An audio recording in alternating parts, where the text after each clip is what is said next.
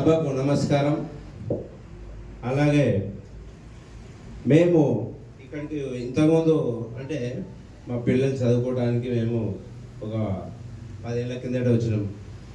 అంటే ఇక్కడ అన్న ఇంటి పక్కన కిరాయికి ఉండ్రు. మా చిన్న ఉండే పిల్లలు అప్పుడు ఏదో 4-5 చదువుతారు.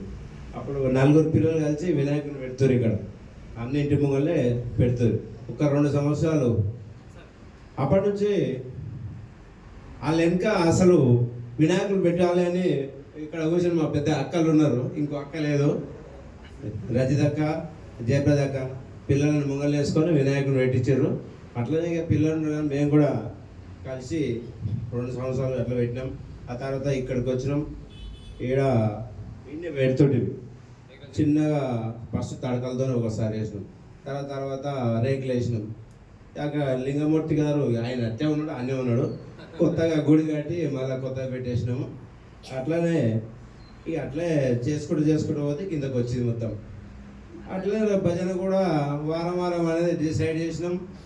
డిసైడ్ చేసి అట్లే ఇప్పుడు కార్తీక మాసం వచ్చి ఇది గుడి కట్టినాక కంటిన్యూ సంవత్సరం ఇక కార్యక్రమాలు జరుగుతున్నాయి. అన్ని చేస్తున్నాం, అన్ని చూస్తూనే ఉన్నారు. మా పెద్ద మనిషి అన్నీ చెప్తూనే ఉన్నాడు. ఇట్లనే చేసుకుంటూ పోతున్నాం. కాబట్టి ఈ భజన కూడా అందరూ పిలిచినందుకు, అందరూ వచ్చినందుకు సంతోషపడుతున్నాం. అలాగే నాకైతే పాటలు రావు, మనం చేసే పని చేస్తుంటాం. ఇక మన ఆయన అయితే పాటలు అనేది చేసాడు. మనకు భజన అంటే నచ్చకుండా మనకు ఇక ఇప్పుడు ఏదో ఇక్కడ వచ్చినాం కాబట్టి దేవుని కాడ భజన చేసినట్టు ఉంటుంది. అంటే దేవుని కాడ భజన చేయాలని చేస్తున్నాం అంతేగాని నా ఫస్ట్ భజన నాకు నచ్చదు. ఫస్ట్ నాకు నచ్చకుండా భజన కాబట్టి ఇప్పుడు ఇక దేవుని కాడ భజన కదా, బయట పాటలు అంటే నాకు నచ్చవు. ఈ భజన భక్తితో చేయాలనేది మనం గుడికాడ చేస్తున్నాం. ఇక అందరితో పాటు కలిసి చేస్తున్నాం. అంత సంతోషం. అంత అలాగే జరుపుకుంటూ ఇంకా ఎన్నో కార్యక్రమాలు చేయాలని కోరుకుంటూ సెలవు తీసుకుంటున్నాం.